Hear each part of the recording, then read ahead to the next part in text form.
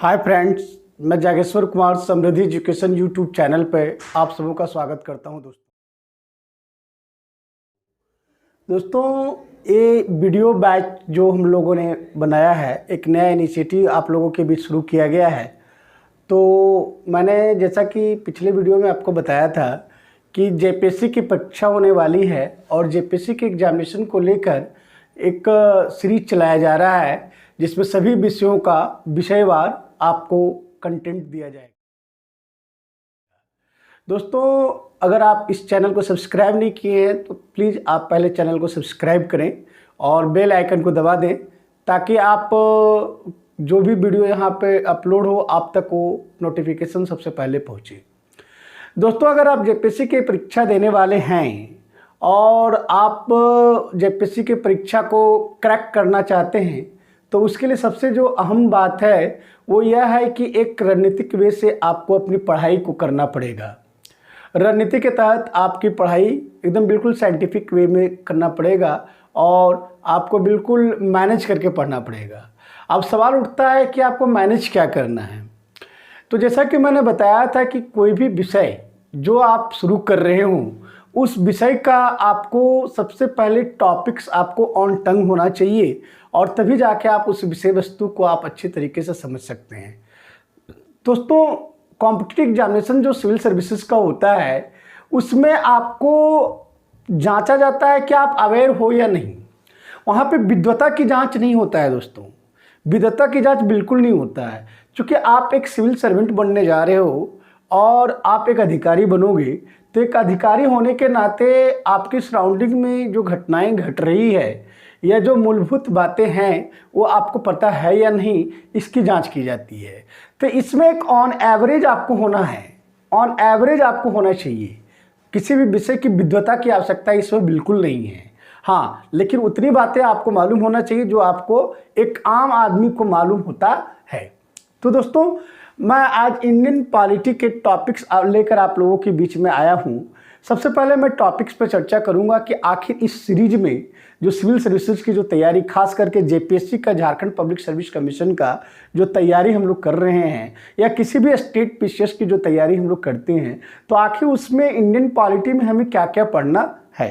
दोस्तों बिल्कुल एकदम कंटेंट को जेपीएससी एग्जामिनेशंस को मद्देनज़र रखते हुए तैयार किया गया है और उसी के मद्देनज़र आपको सारा मटेरियल्स मिलेगा। इसलिए आप इस चीज़ को लेकर बिल्कुल चिंतित ना हो। मेरे कहने के अनुसार आप एक सप्ताह आप कंटिन्यू वीडियो को क्रम से देखें तो आपको खुद इस चीज़ का एहसास होगा कि आपको जो कंटेंट दिया जा रहा है, जो आपको बताया जा रहा है, वो आपके कितना काम के लायक है या आपको कितना फ्रूटफुल, आपके लिए कितना फ्रूटफुल होगा।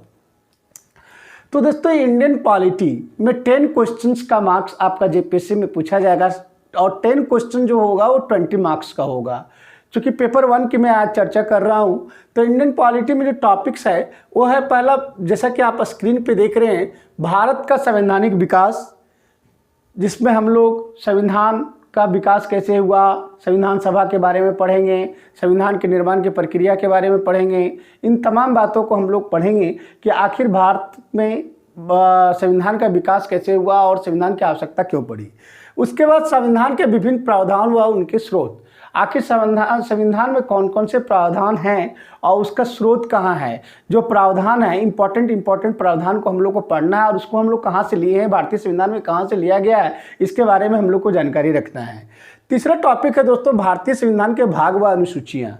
भारतीय संविधान में कितने भाग हैं, कितने अनुसूचियाँ हैं, किस भाग में क्या दिया हुआ है, कौन सी अनुसूची में क्या दिया हुआ है। अब इसमें जो इम्पोर्टेंट भाग है या इम्पोर्टेंट अनुसूचियां हैं जिसे हमको ध्यान में रखना ही चाहिए, उन तमाम बातों को हम लोग इस टॉपिक में देखेंगे। फिर है भारतीय संविधान की विशेषताएं। आखिर हमारा जो भारतीय संविधान है उसकी विशेषताएं क्या है, उसके कैरेक्टरिस्टिक्स क्या है, इन तमाम बातों को इस टॉपिक में देखा जाएगा। फिर आपका अगला पॉइंट है, अगला टॉपिक है उद्देशिका। उद्देशिका को प्रस्तावना भी हम लोग कहते हैं और भारतीय संविधान में जो उद्देशिका है उसका क्या इंपॉर्टेंस है, इस उद्देशिका के बारे में, आखिर उद्देशिका को भारतीय संविधान में क्यों सम्मिलित किया गया, उद्देशिका का उद्देश्य क्या है, लक्ष्य क्या है, इन तमाम बातों को हम लोग इसमें देखेंगे। फिर है दोस्तों संघ व राज्य क्षेत्र। आखिर हमारा जो संघ और राज्य क्षेत्र क्या है, जो केंद्र के अंतर्गत आता है, जो राज्य के अंतर्गत आता है, उन तमाम बातों को इसमें देखा जाएगा। फिर दोस्तों है नागरिकता। आखिर नागरिकता है क्या, किसे नागरिकता मिलनी चाहिए, किसे नागरिकता मिलेगी, किसे नागरिकता नहीं मिलेगी, इन तमाम बातों को हम लोग इसमें देखेंगे।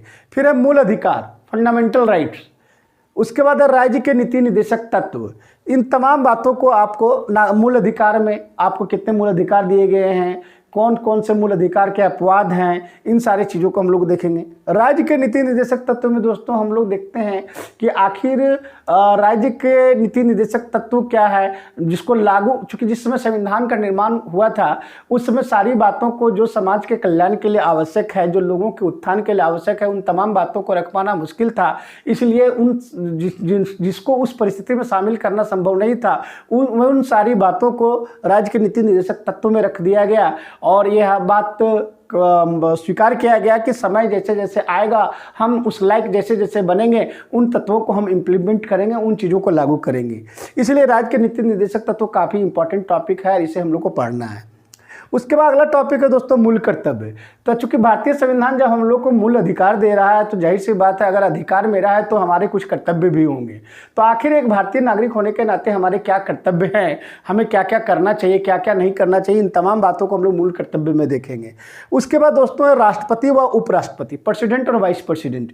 चूँकि राष्ट्रपति हमारे भारत का पहला नागरिक होता है राष्ट्रपति, तो राष्ट्रपति और उपराष्ट्रपति के क्या कार्य हैं, उनकी शक्तियाँ क्या है, राष्ट्रपति को कौन सा विशेषाधिकार दिया गया है, उपराष्ट्रपति को कौन कौन सा विशेषाधिकार दिया गया है, उनकी शक्तियों और उनके कार्यों के बारे में हम लोग अध्ययन करेंगे।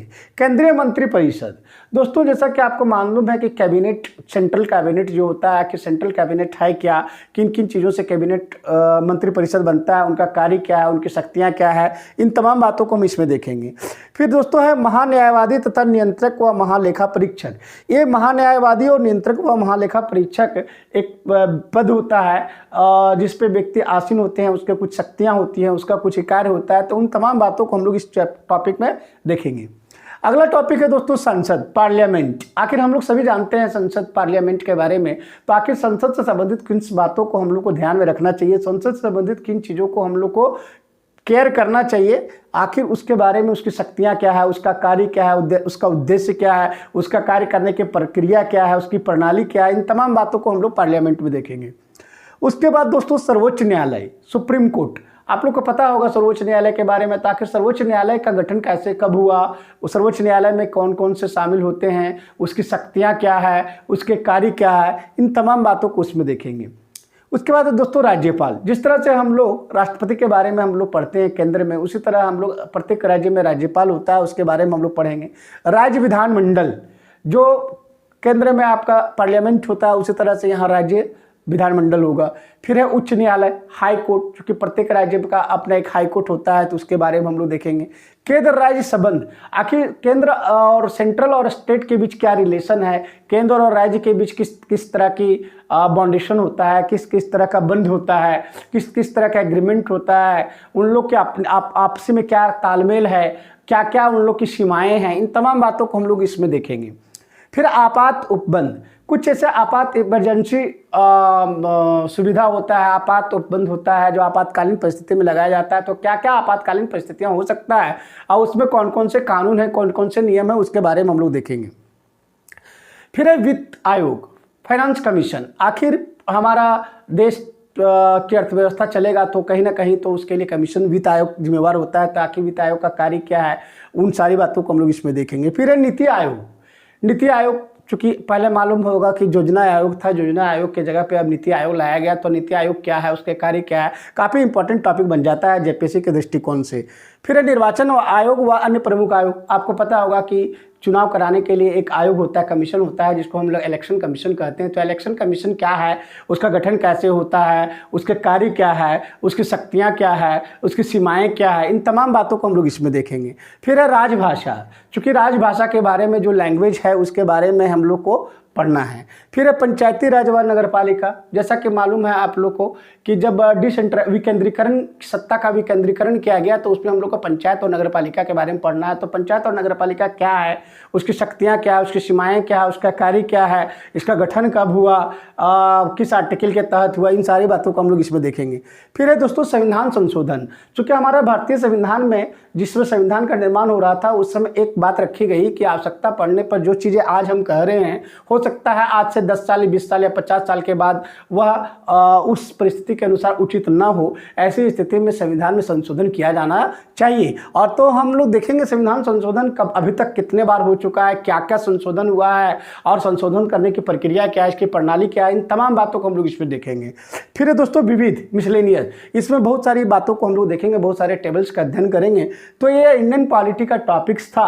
आप इस टॉपिक को बार बार आप देखें और ये टॉपिक बिल्कुल आपको ऑन टंग होना चाहिए दोस्तों। फिर देखिए आपको पढ़ने में कितना इंटरेस्ट आता है, कितनी रुचि आती है। और अगर आप लगातार वीडियोस के साथ क्रम से वीडियो को देखते हैं, लगातार समृद्धि एजुकेशन यूट्यूब चैनल के साथ अगर आप जुड़े रहते हैं तो सच मानिए आपकी तैयारी बहुत खूब होगी और बहुत अच्छी होगी और एकदम बिल्कुल शानदार तैयारी होगी। तो प्लीज़ मैं चाहूँगा कि आपको पर डे वीडियो आपको मेरे ओर से दिया जाए और आपको पर डे वीडियो मिलेगा। और अगर ये वीडियो पसंद आता है दोस्तों तो प्लीज़ लाइक कीजिए, सब्सक्राइब कीजिए और अपने अधिक से अधिक दोस्तों को शेयर कीजिए ताकि अधिक से अधिक लोगों तक यह वीडियो पहुँच पाए। धन्यवाद दोस्तों।